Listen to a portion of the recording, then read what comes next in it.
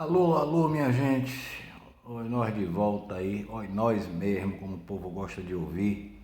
Mas, enfim, falando sério agora, voltando essa corrida eleitoral, que já se antecipou, né? Visto que algumas figuras estão aparecendo aí. Romeu Zema, tudo atrapalhado. Ratinho Júnior, será que é outra opção da direita? Não sei.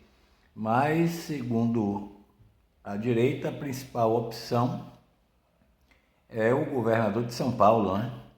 Esse mesmo que taxa garçons, mas não quer taxar os super ricos. Parece uma piada, né?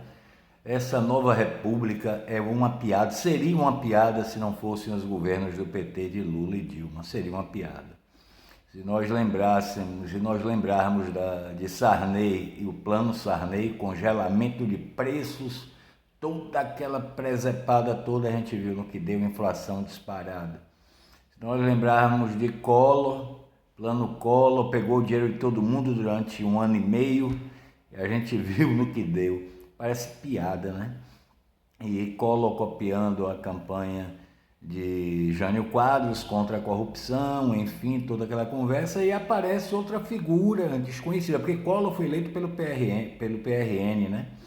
E aparece outra figura desconhecida como Bolsonaro, eleito pelo PSL, que fez uma fusão com o DEM e hoje formou União Brasil. Imagine que imbróglio miserável, que pacotão, que bucha de cena pra galera, mas enfim. E essa nova república realmente só de melhorias para as camadas mais carentes da população, para o povo trabalhador desse país, que carrega esse país nas costas, Lula e Dilma, enfim. Mas vamos para algumas coisas sérias, né? Apesar de comédias estarem continuando na história do país, Eduardo Bolsonaro lá nos Estados Unidos, fazendo uma presepada atrás da outra e recebendo salário. Isso é uma piada, né? É uma brincadeira. O outro mais novo, Jair Renan, com aquele cabelinho assim, Balneário Camboriú, não fez um projeto, aliás, acho que fez parece, e não foi aprovado. E eles acumulando capital e acumulando imóveis, bens, enfim. Mas vamos lá, alguns assuntos básicos.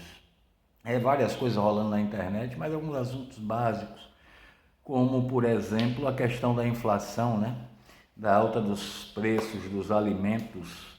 Segundo o IBGE, vou dar uma pesquisada aqui que eu sou horrível para gravar números, 8,24% ao ano a alta dos alimentos de Bolsonaro, né? Divulgados pelo Brasil de Fato, pelo site Brasil de Fato. O aumento médio anual do governo Lula, do governo atual que eu me refiro, foi de 4,36%. Portanto, durante o governo Bolsonaro, nós tivemos o dobro do aumento do preço dos alimentos. Educação é uma brincadeira, né?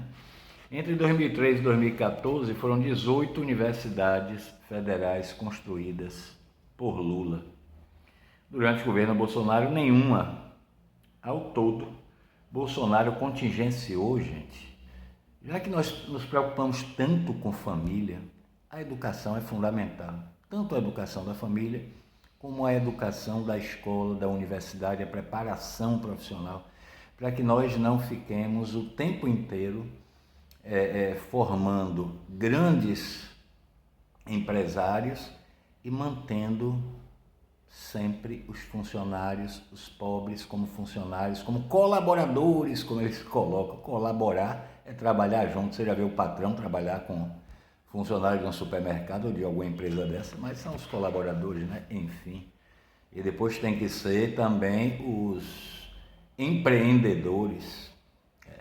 Complicada a situação, esse neoliberalismo engraçado.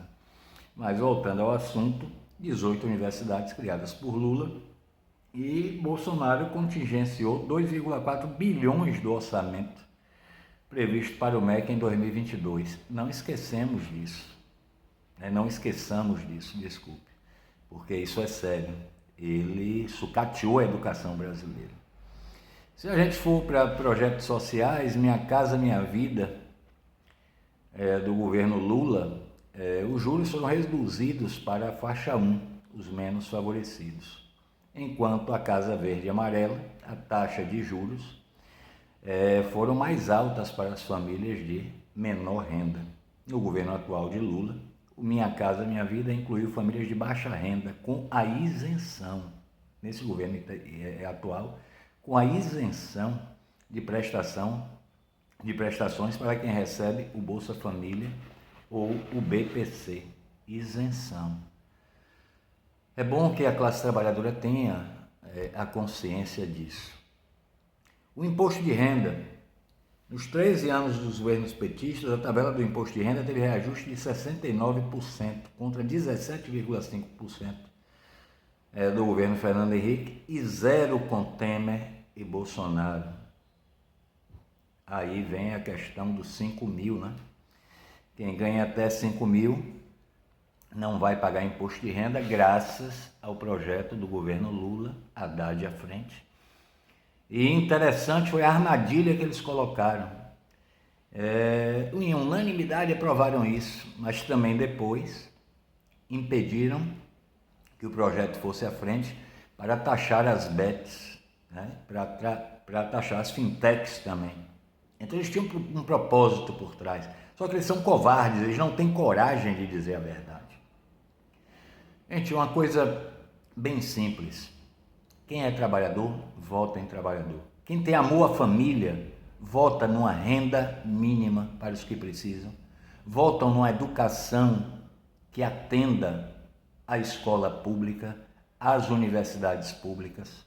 Vota em quem precisa de saúde pública. Isso é que é preservar as famílias.